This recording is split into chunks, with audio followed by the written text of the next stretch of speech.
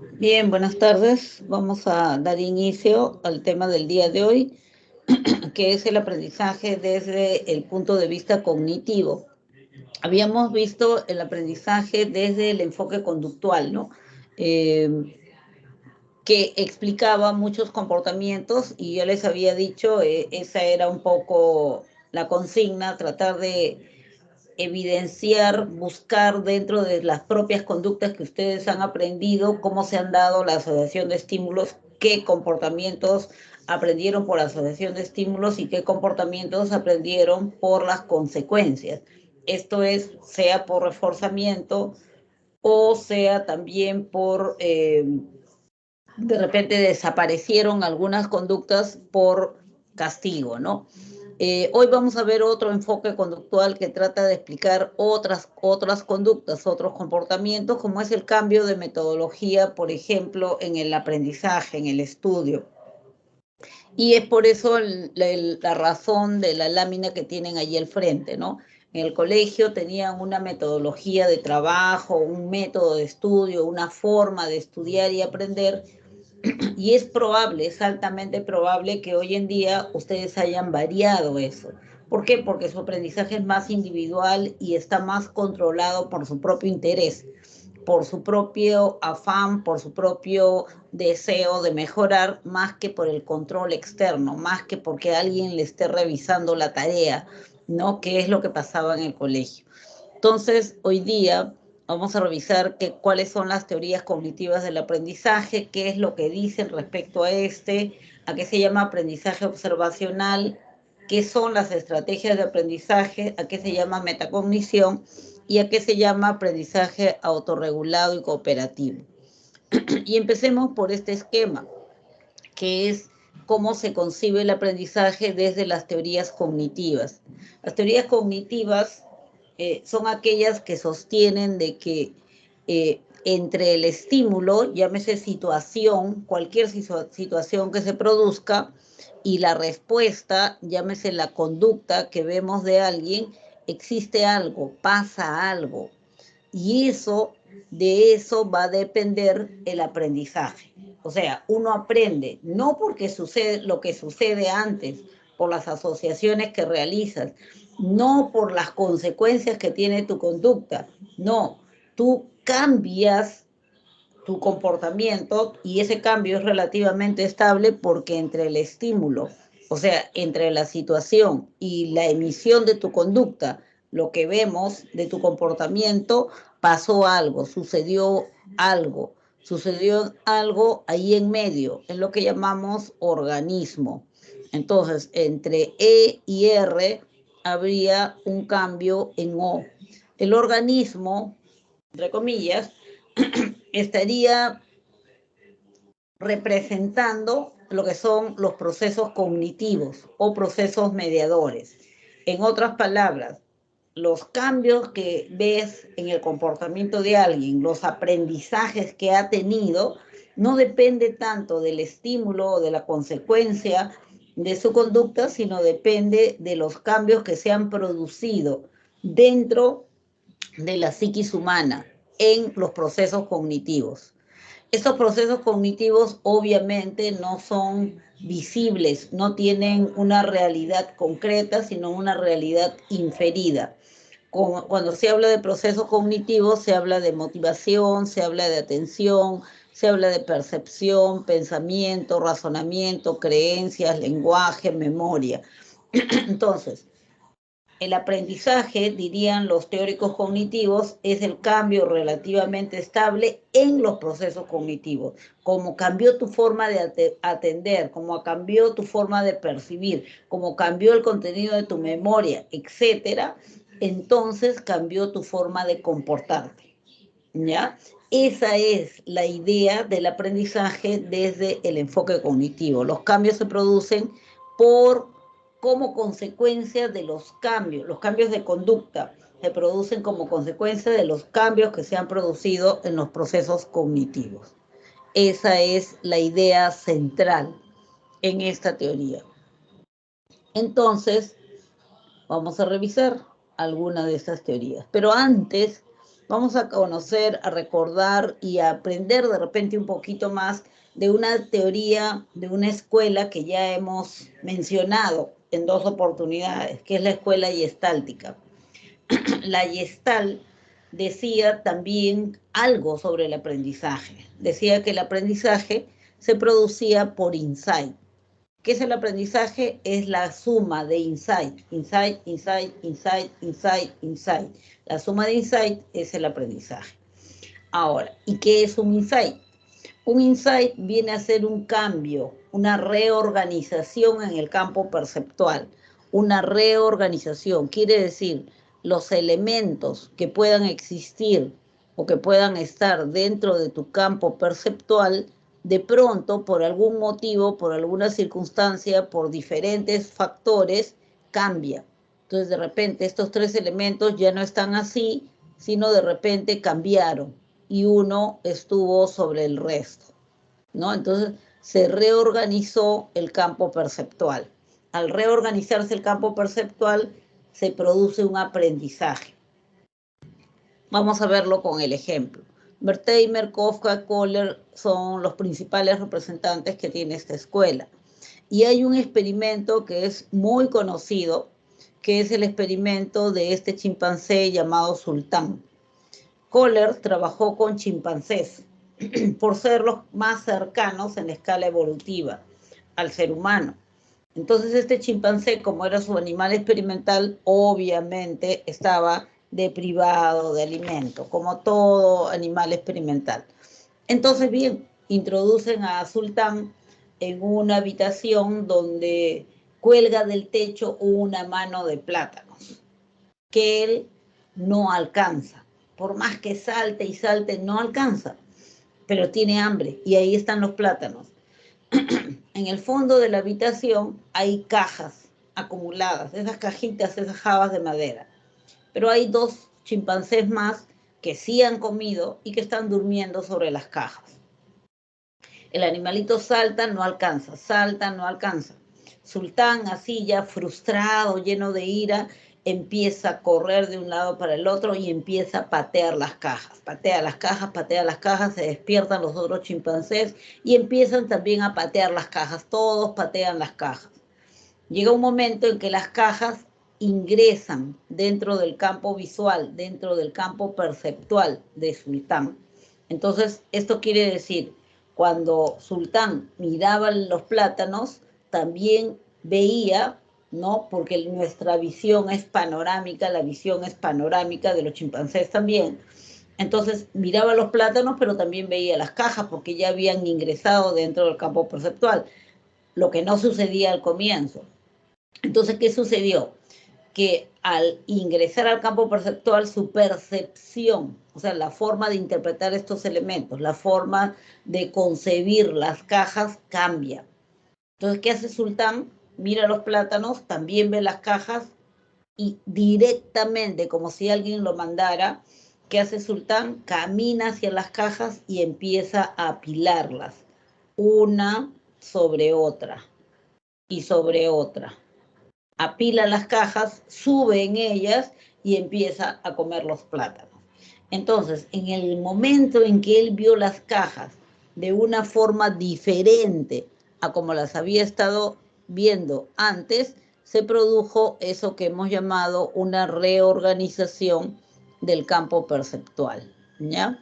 Entonces sería algo así como lo siguiente. Las cajas inicialmente estaban acá. Ahí estaban las cajas apiladas. Y los plátanos estaban por acá, ¿no? Acá estaban los plátanos. Cuando veía los plátanos no veía las cajas, pero de tanto movimiento que se produjo, ahora cuando veía los plátanos también las cajas estaban ahí. Entonces su visión, no, su percepción de las cajas varió. Se produjo una reorganización de su campo perceptual y las cajas cobraron otro significado. ¿Me pueden ayudar? Obviamente el chimpancé no piensa con palabras, pero sus acciones demuestran que los vio, entre comillas, diferentes. Y por eso empezó a apilarlos. Con este experimento, dice Kohler, se demostró que en el momento en que él reorganizó su campo perceptual, en otras palabras, en el momento en que le dio un significado diferente a las cajas, se produjo un insight y él aprendió algo, aprendió que las cajas podían ser útiles, aprendió a alcanzar los plátanos, ¿ya? Entonces, este es el experimento que realiza Kohler y con el cual demuestra la forma como se aprende, reorganizando nuestra forma de percibir las cosas. Indudablemente, si esa teoría hubiera surgido recién, después de los 60, después de los años 60, sería una teoría cognitiva, sin lugar a dudas. Pero esa teoría es mucho más antigua. Por lo tanto, se le considera como una teoría precursora de las teorías cognitivas, porque se mueve bajo el mismo esquema, se produjo por un cambio en la percepción, se produjo un cambio en la percepción y el sujeto aprendió. La percepción es un proceso cognitivo, entonces cuadra dentro de las teorías cognitivas, pero esa teoría es más antigua. Entonces se le considera una teoría precursora de las teorías cognitivas. Interesante el concepto de insight que se utiliza en ellas. Las teorías que sí son netamente cognitivas son las que ven allí, las teorías del procesamiento de información, del aprendizaje por descubrimiento, del aprendizaje significativo y del aprendizaje observacional. Es así, surgieron después de los años 60, por lo tanto, sí son consideradas teorías cognitivas.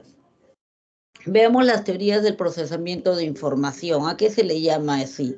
Las teorías del procesamiento de información, yo prefiero llamarle las teorías del procesamiento de información, porque no es una en específico que existe, o sea, es un conjunto de evidencias, de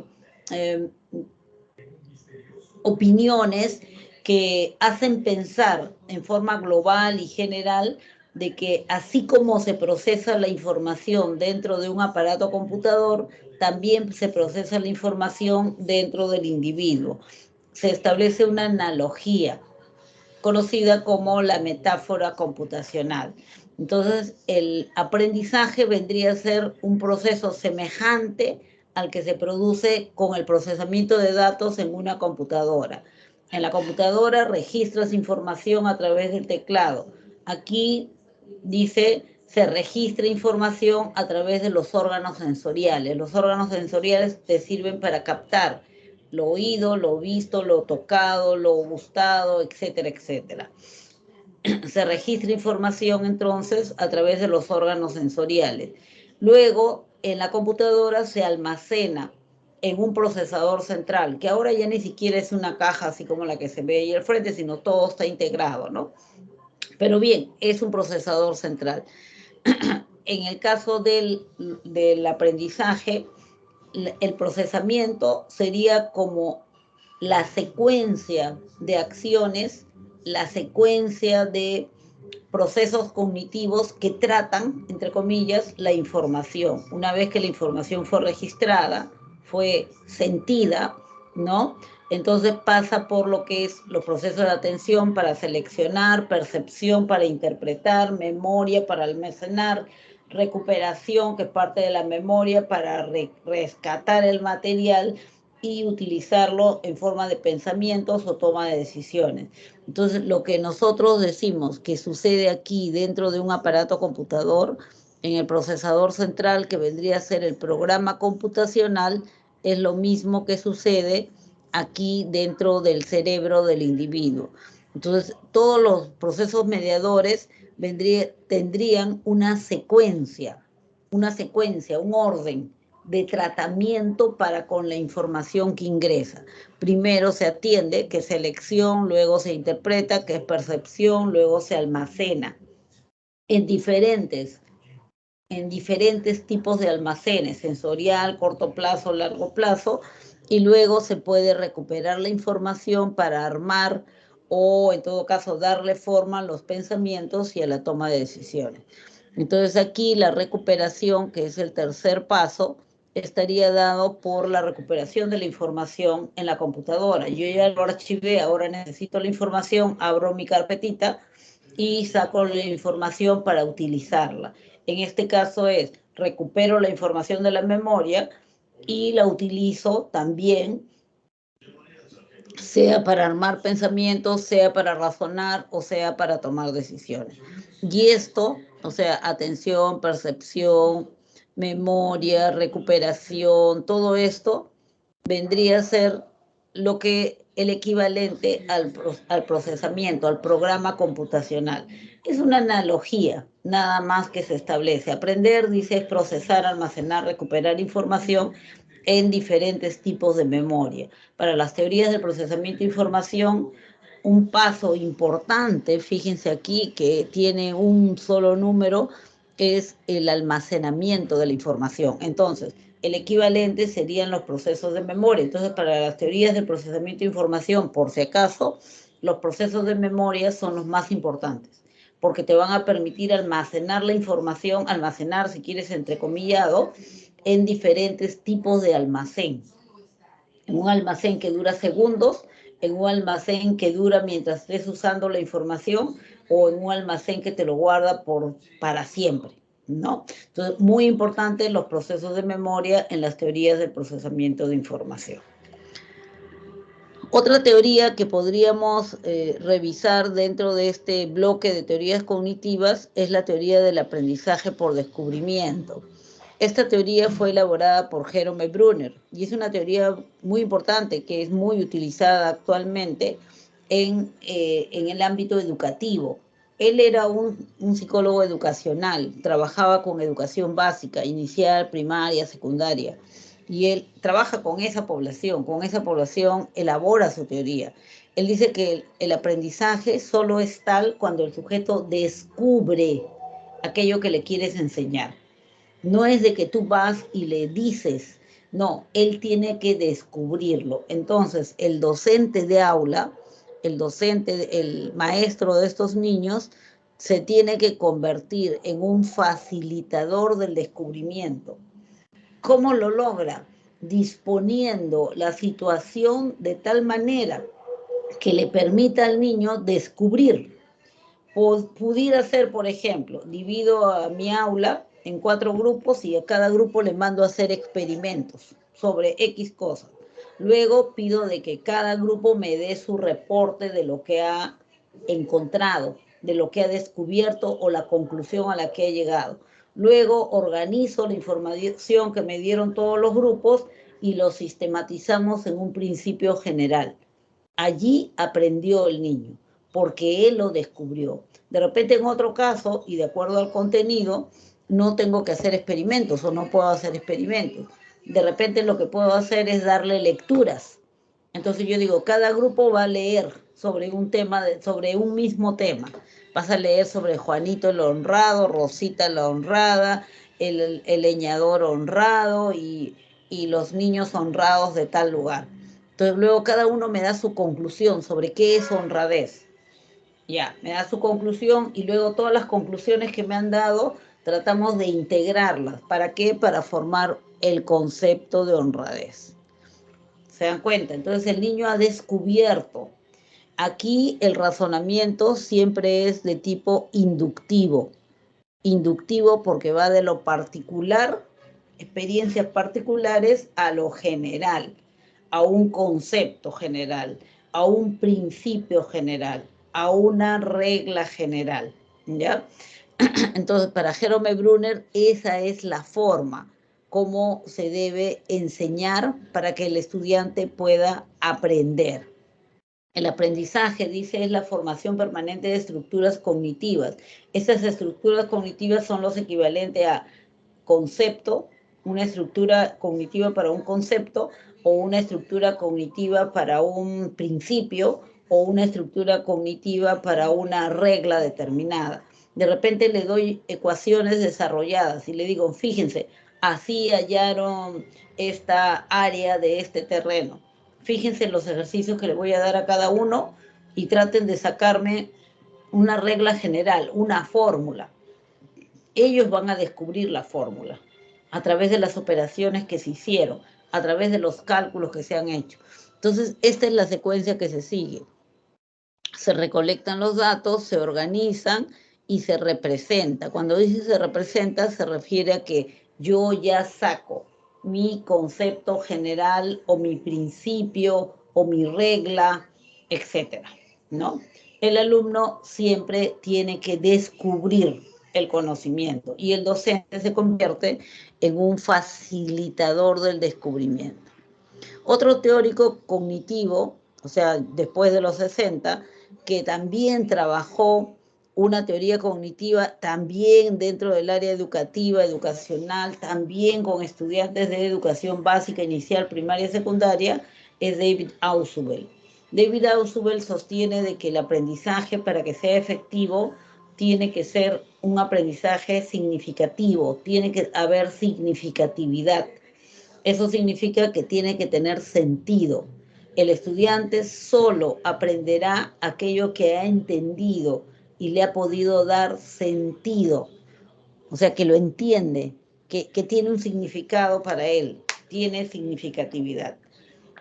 El aprendizaje, dice, se produce al relacionar de manera sustancial conocimiento nuevo con ideas antiguas.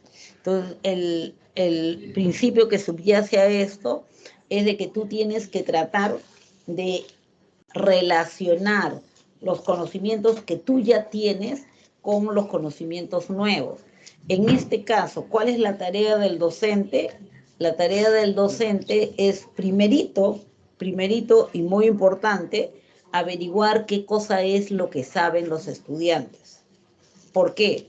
Porque según la teoría que te estoy invirtiendo, solamente se va a poder producir un aprendizaje cuando tú logres vincular lo que ya tienes aquí guardado en tu cerebro con lo nuevo que te están enseñando. Tiene que producirse un vínculo, tiene que producirse una relación. A ese vínculo, a esa relación, le denomina anclaje. Tiene que producirse un anclaje entre los conocimientos nuevos y los conocimientos antiguos. Los conocimientos antiguos son llamados también los saberes previos del individuo. Entonces, lo que dice es, lo primero que tiene que hacer el docente, que también cumple aquí un rol facilitador o mediador del aprendizaje, es averiguar qué saben los chicos sobre este tema que yo quiero que aprendan. ¿Qué saben? ¿Cómo lo averiguo? Le puedo tomar una prueba de entrada. No tiene un puntaje válido, pero sí es importante porque me da indicadores sobre el nivel en que se encuentran, qué conocimientos sí dominan, cuáles no. Ya, puede ser una prueba de entrada, puede ser una lluvia de ideas.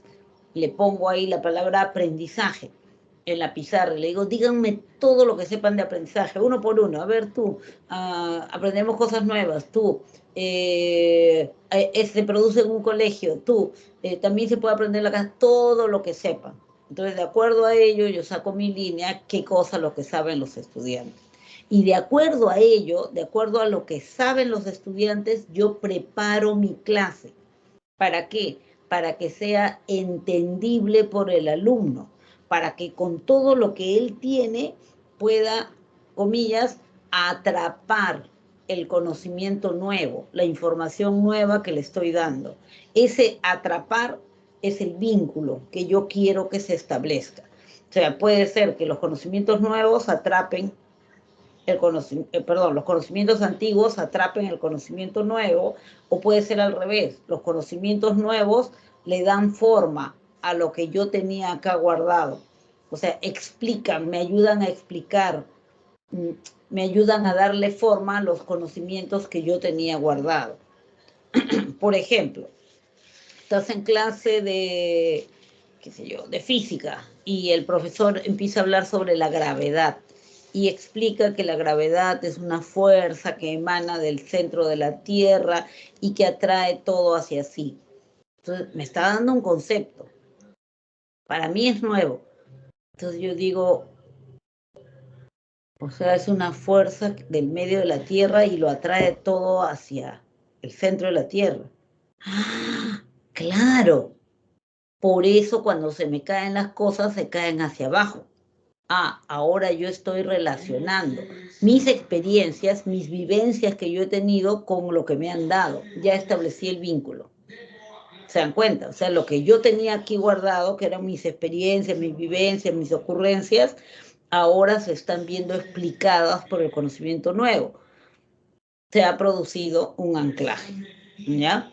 Entonces, eso es importante. A David Ausubel se le pregunta, si tuviera que resumir toda su teoría del aprendizaje significativo en un solo párrafo, ¿qué podría decir? Y él señala en el prefacio de su libro lo siguiente: el factor más importante que influye en el aprendizaje es lo que el alumno ya sabe. O sea, el factor más importante que influye en el aprendizaje es lo que el alumno ya sabe. Averígüese, averígüese esto y enséñese consecuentemente. O sea, armen su clase de acuerdo a lo que el alumno ya sabe, porque de lo contrario no le va a poder dar sentido.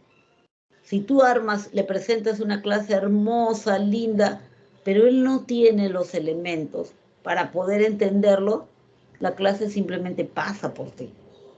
Pero si tú tienes las vivencias, por ejemplo, que te permiten, claro, por eso pasó eso. Uy, entonces cuando me pasa eso está sucediendo esto otro. Para vincular tienes los elementos, entonces se produce ese anclaje que te garantiza que el conocimiento nuevo se queda contigo, ¿ya? Aquí, en este aprendizaje significativo, se da un razonamiento inductivo y o deductivo. Un razonamiento de ambos lados, o sea, puede ser inductivamente o deductivamente, pero el asunto es que se produce un anclaje, bien sea porque el conocimiento nuevo atrapa al ya antiguo, a tus saberes previos, o al revés, y de acuerdo a eso el razonamiento que ha seguido es inductivo o es deductivo. Ambas teorías del aprendizaje, el aprendizaje significativo y el aprendizaje por descubrimiento, son esquemas teóricos que se utilizan actualmente dentro de la educación, dentro del Ministerio de Educación, dentro de la educación básica. Y por eso es que ustedes seguramente han escuchado o han trabajado mucho con experiencias grupales, y qué podemos sacar como conclusión y con ese tipo de modelo del aprendizaje significativo. Acá hay un ejemplo. El profesor quiere sacar información de los alumnos y le dice, ¿cómo creen que fue construida la fortaleza de Machu Picchu? Hoy considerada una de las 7 nuevas maravillas del mundo. Entonces los chicos empiezan a decir lo que saben, pues es como una lluvia de ideas. Por la presencia de alienígenas. No, los incas tuvieron conocimientos avanzados. No, fue por los millares de esclavos que ellos tenían. Y de acuerdo a lo que han dicho, él empieza a armar su clase, ¿no? Bueno, vamos a entender ahora la cosmovisión incaica, la importancia que tuvo el santuario incaico, etcétera, etcétera, ¿no? Utilizando como pie, como base, lo que los chicos le han dicho. Otra teoría del aprendizaje importante también y que funciona un poco como una bisagra entre las teorías cognitivas y las teorías conductuales es la teoría del aprendizaje observacional. Esa teoría fue elaborada por Albert Bandura y esta teoría lo que nos dice es de que aprendemos observando e imitando comportamientos. Observamos e imitamos el comportamiento. Por eso también se le conoce como teoría del aprendizaje imitativo. Y como la mayoría de comportamientos que aprendemos de esa manera son comportamientos sociales, como relacionarte con los demás, como expresar tus opiniones, cómo recibir las emociones de los demás, etcétera, también se le conoce como teoría del aprendizaje social. Y como muchas veces no es una experiencia directamente contigo, sino es lo que tú ves que él hace tal cosa y recibe tal otra, y entonces tú lo repites, se le llama también teoría del aprendizaje vicario. Es algo así como un aprendizaje indirecto, ¿ya?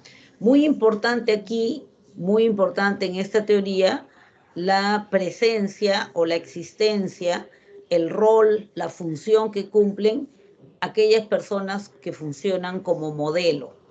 En los primeros años de nuestra vida, nuestros modelos, sin lugar a dudas, son nuestros padres o las personas que han cumplido ese rol. Entonces yo copio de mi papá, de mi mamá, o si el abuelito me crió del abuelito, o si la tía me crió de la tía, porque son mis modelos. Entonces, son las personas, los modelos siempre son personas significativas para ti. Y los modelos son personas que van cambiando. Cuando son chiquititos serán tus padres.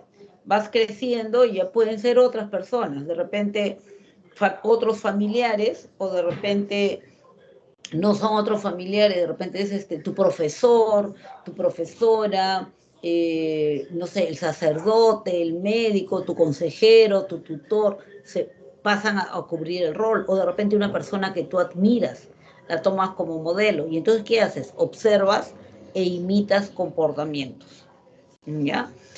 Él dice que este aprendizaje observacional se da en 4 momentos o pasos. El primer momento es el momento de la atención. Entonces, en este primer momento, el sujeto atiende, pone atención. La atención es un proceso cognitivo. En un segundo momento, retiene, o sea, memoriza. Atiendo y guardo lo que he visto. En un tercer momento, reproduce lo que ha visto. O sea, imita, hace lo que vio. Y en un cuarto momento, el sujeto va a recibir la retroinformación. Una retroinformación es una evaluación, ¿ya? Es la evaluación que tú recibes. La evaluación generalmente es de los otros, lo que los otros te dicen, no, está bien lo que estás haciendo, o de repente, no, no está bien, ¿tú por qué te portas así? ¿Tú por qué me respondes así? O qué bonito has expuesto, ¿no? Eso es la retroinformación. Generalmente viene de afuera, pero puede ser propia también. De repente tú estás solo y es la evaluación tuya la que vale, lo que tú te dices a ti. Eso es la retroinformación. La retroinformación cumple un rol muy importante, porque si la retroinformación es positiva, bien, tú vas a seguir imitando. Porque al ejecutar ese comportamiento, fuiste reforzado. Si es censurado, no, qué mala, qué mal, no vuelvas a hacer eso. Entonces probablemente te desmotives y dejes de imitar, porque has sido castigado. Por eso digo que es un poco una teoría bisagra entre las conductuales y las cognitivas, a pesar de que es considerada como una teoría cognitiva. Podemos dar varios ejemplos. Puede ser, por ejemplo, un baile nuevo, ¿no? Miras el video, atiendes, memorizas los pasos, llegas a tu casa, te encierras en tu dormitorio, pones la música y empiezas a bailar frente al espejo. Entonces tú mismo te das la retroinformación, ¿no? Ya me sale, sí, ya está poquito bien, un poquito más de entrenamiento. Te motivas. O de repente tú mismo te desmotivas, ¿no? Si la retroinformación es mala. No, no, horrible, feo, no. Ah, ya total, ¿para qué sirve? Ya lo dejo, ¿no? Me desmotivo. Entonces, esos son los 4 momentos o etapas de este aprendizaje observacional.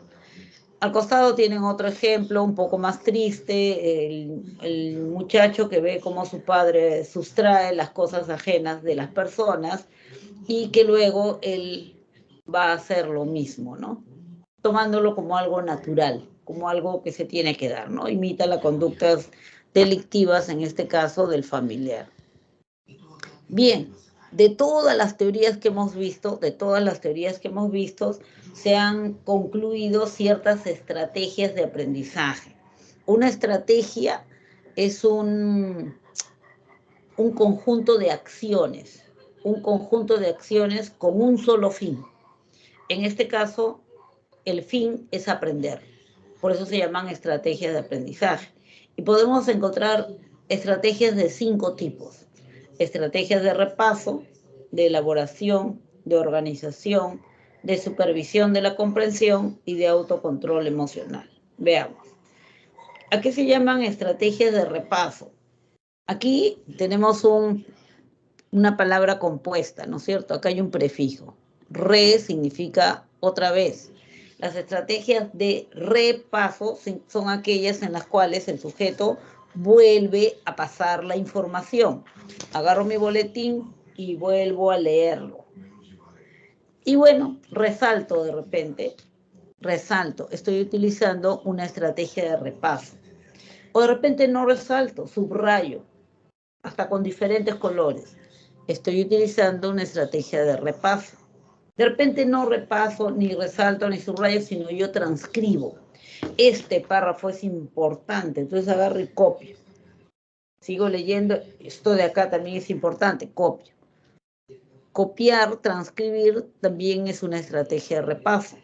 O de repente yo simplemente lo repito en voz alta, ¿no? Entonces agarro y digo, el aprendizaje cognitivo son los cambios que ocurren en los procesos mediadores, son los cambios que ocurren en los procesos mediadores, son los cambios que ocurren en los procesos. Estoy repitiendo oralmente. También es una estrategia de repaso. Cada vez que yo vuelvo a pasar la información tal y como está escrita, sin hacerle ninguna alteración al texto, estoy repasando.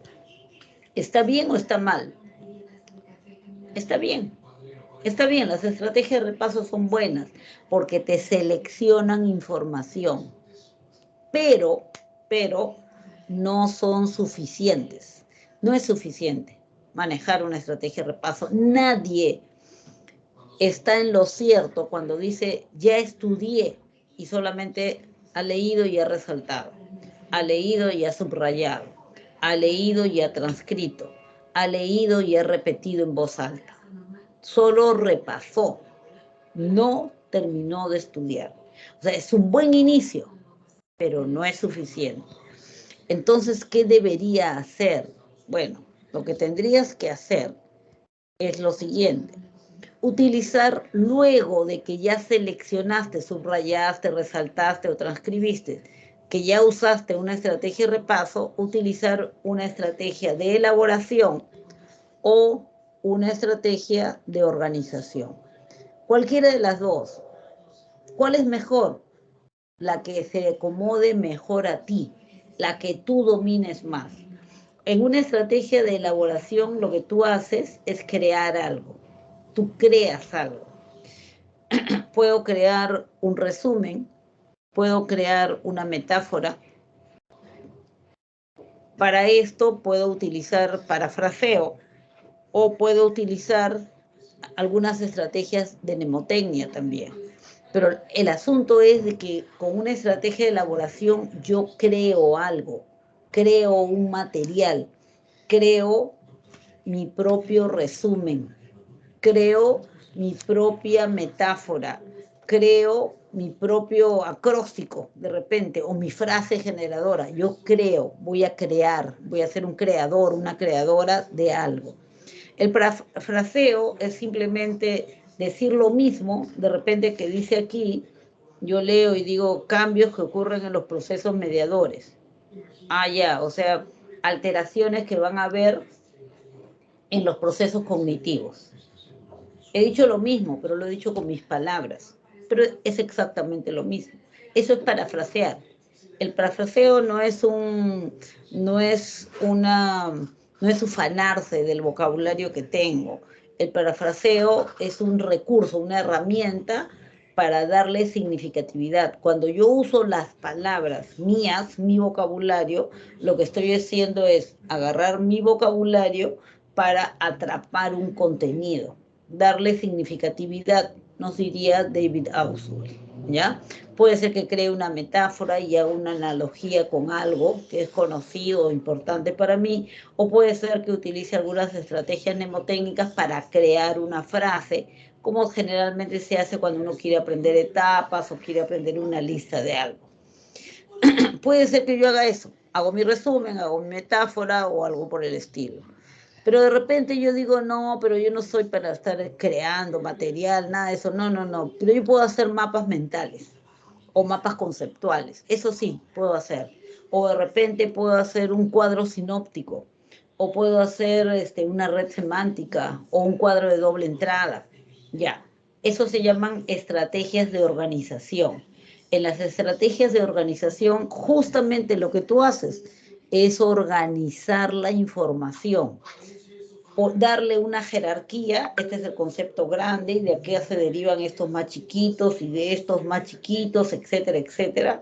O pudiera ser también que yo le dé una relación, y este concepto se relaciona con este otro, y entre los dos se relacionan con este otro. Yo jerarquizo, yo organizo, yo ordeno información. Noten que cuando utilizamos estrategias de organización, yo utilizo palabras, relaciono conceptos, no relaciono párrafos. Alguna vez he visto algún mapa mental que ha hecho alguien en el cual ha transcrito todo un párrafo en cada uno de estos contenidos, ¿no? Entonces acá, por ejemplo, las estaciones del año, primavera, verano, otoño, invierno. Bueno, ya le puso una oración en cada uno, pero nada más. O sea, no es que voy a transcribir ahí. No puedo hacer eso porque los mapas, los organizadores gráficos tienen que ser fáciles de leer. No tengo que sentarme a leer el párrafo, no. Tengo que ver solamente los nombres. Por eso generalmente se utilizan sustantivos o verbos, no más. Y relaciono esos conceptos, ¿ya? Bueno, de repente yo puedo utilizar eso, si eso es mi fuerte. Luego de ello, utilicé mis estrategias de repaso, de repente para después utilizar mis estrategias de organización. Hice mi mapa mental. ¿Ya terminé de estudiar? Todavía.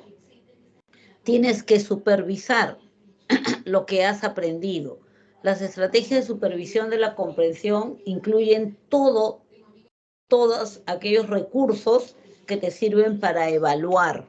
Esas son las estrategias de supervisión de comprensión. Una práctica, un cuestionario, un examen, un simulacro, todo eso son estrategias de supervisión. O sea, es utilizar evaluaciones para saber en qué nivel estoy, para saber si estoy dominando o no estoy dominando el tema, para saber qué cosa todavía me falta o es mi debilidad para reforzarlo. ¿Ya? Entonces, cualquier cosa que sea evaluativa es una estrategia de supervisión de la comprensión. Es muy importante. Allí yo recién podría decir, acabé de estudiar. Primero subrayé, luego que subrayé, hice mi mapa, luego que hice mi mapa, alejé todo eso de mí y agarré mi práctica y desarrollé como si fuera un examen, lejos de mi celular, lejos de mi boletín, lejos de mis apuntes, porque es una evaluación y es la única forma como tú vas a saber en qué nivel estás, cuánto estás dominando, qué te falta dominar todavía. Ahí puedes decir, acabé de estudiar, ¿ya? Pero se recomienda utilizar estrategias de autocontrol emocional. Las estrategias de autocontrol emocional son estrategias que paralelamente a todo lo anterior que hemos señalado, estrategias de repaso, de elaboración, de organización, de supervisión, puedes ir utilizándolas. Las estrategias de autocontrol emocional apuntan justamente a eso, a que seas capaz de manejar, de gestionar tus emociones. Porque la práctica demuestra que generalmente muchos estudiantes tienen problemas con eso.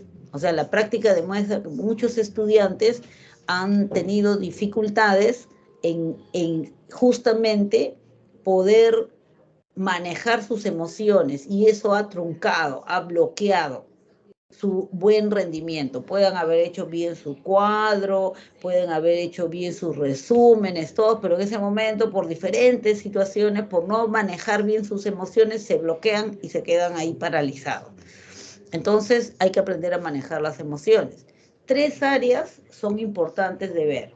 1, lo relacionado con el control emocional.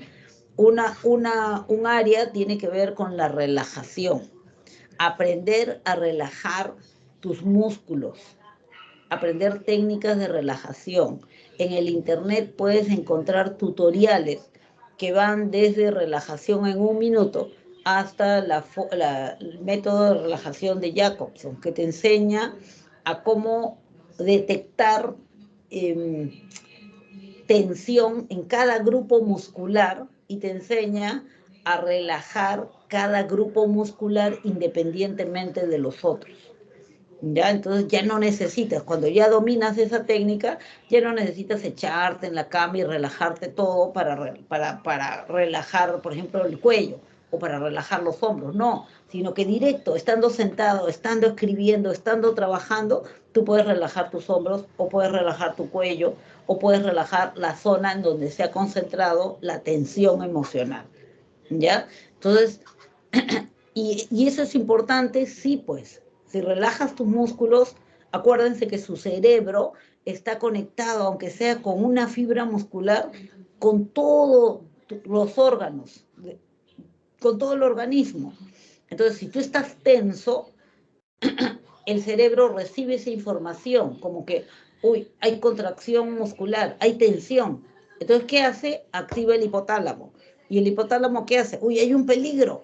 Va y activa tu sistema nervioso simpático. Entonces tu corazoncito empieza a latir rápido, empiezas a hiperventilar, empiezas a transpirar y ya tú te das cuenta de todo eso y ay, te pones más nervioso y peor, ¿no? Te bloqueas, te asustas, te angustias. Entonces, si tú aprendes a relajar tus músculos, el cerebro justamente recibe esa información. Músculos relajados, no hay peligro. Tu corazón sigue latiendo normal, no estás transpirando, no estás hiperventilando y estás tranquilo. Y cero angustia, pues. Entonces, sí es importante. ¿Qué más debo aprender para tener ese dominio, ese control emocional? Debo revisar mis creencias.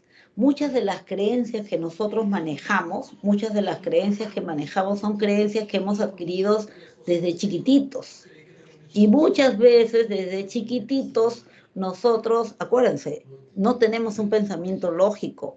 De chiquitito tenemos un pensamiento sincrético, un pensamiento que no analiza. Entonces simplemente guarda, escucha y guarda, escucha y guarda. Y a veces, sin mala intención probablemente, pero los padres o tutores dicen cosas muy absolutas, ¿no? Ay, nunca haces nada bien. Y tú te lo crees y te lo guardas. No, nunca hago nada bien. Y justo me voy a poner a estudiar. Pero si yo creo, si yo me creo de que nunca hago nada bien, obviamente que voy a tener problemas, pues. O sea, yo mismo voy a estar boicoteando mi propio trabajo. Entonces, eso, por un lado, ¿no? Revisar mis creencias, todas las creencias que ustedes descubran que tienen palabras absolutas, como siempre, nunca, jamás, etcétera, son creencias irracionales. Son creencias irracionales. Eso significa no son lógicas. Y cómo promuevo mi autoestima. Ese es el tercer punto que yo necesito manejar, revisar para el autocontrol emocional. ¿Ya? Entonces, cómo yo me estoy alentando, cómo estoy alimentando mi autoestima. Yo tengo presente los logros que he tenido, yo reconozco los progresos que he tenido a lo largo de mi vida. Todo eso es importante tenerlo en cuenta. Acá tenemos otro concepto importante, que es el concepto de metacognición. Cuando hablamos de metacognición, hablamos del conocimiento de tu propia forma de estudiar. ¿Ya? La metacognición es el conocimiento de tu propia forma de estudiar. Responde a la pregunta, ¿cómo aprendí? ¿Cómo aprendí? ¿Cómo aprendí esto? Trabajando en grupo, trabajando solo, estudiando de día, estudiando de noche. ¿Cómo aprendo yo? Esa es la pregunta que me debo hacer. Y la respuesta es la metacognición, ¿ya? La metacognición es muy importante porque te sirve para planificar mejor tus estudios. Si yo me doy cuenta que aprendo y rindo más cuando estudio solo, ¿para qué voy a trabajos grupales? Si yo me doy cuenta que aprendo y funciono o rindo mejor cuando estudio tempranito, antes que en la noche, ¿para qué me trasnocho? ¿no? Entonces te sirve para planificar, organizar mejor tu proceso de aprendizaje, te sirve para ir controlando aquellos factores que son distractores o que no te ayudan, te sirven para ir evaluando tus logros y tus progresos también. O sea, aprender a hacer metacognición es sumamente importante en la vida, ¿ya? Especialmente para los estudios, obviamente. Se han derivado dos conceptos muy importantes, el llamado aprendizaje autorregulado y el aprendizaje cooperativo. El aprendizaje autorregulado es aquel donde tú tienes las riendas de tus conocimientos. Y el aprendizaje cooperativo es el aprendizaje grupal, donde cada uno ayuda al otro, ¿ya? Espérenme un 5, les voy poniendo esto.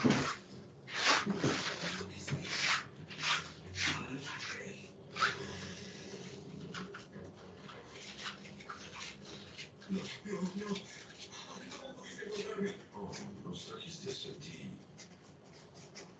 Con esto, verás, mi mejor amiga le aplicó un hechizo de afección. Bueno, ahora mi mitad inferior. ¿Quieres verlo yo? Ya regresé. Bien, entonces eso, chicos, en líneas generales, ¿no?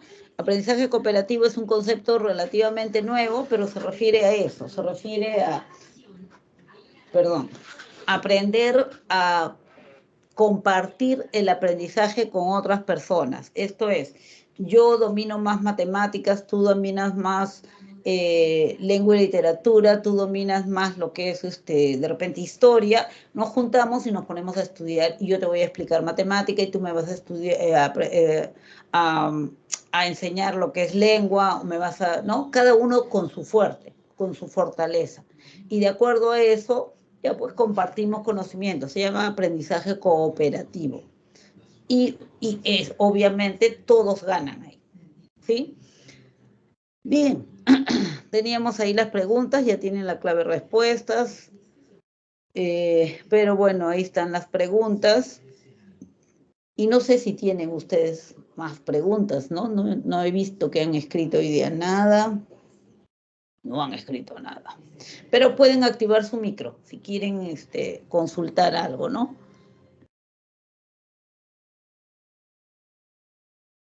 Si están ahí, ¿no es cierto? Saben que tienen el servicio psicopedagógico aún, que pueden consultar cualquier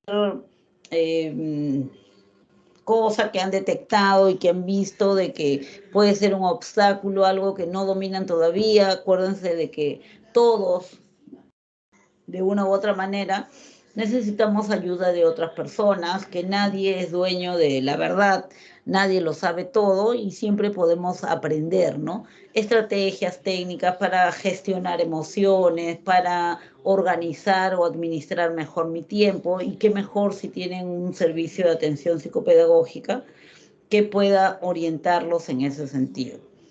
Bien, si no hay más que decir, muchísimas gracias por su atención, por su comprensión y felicitaciones por estar allí. De verdad que sí, que les vaya súper, súper bien. Y bueno, vamos, adelante, avante. Nos vemos. Chao.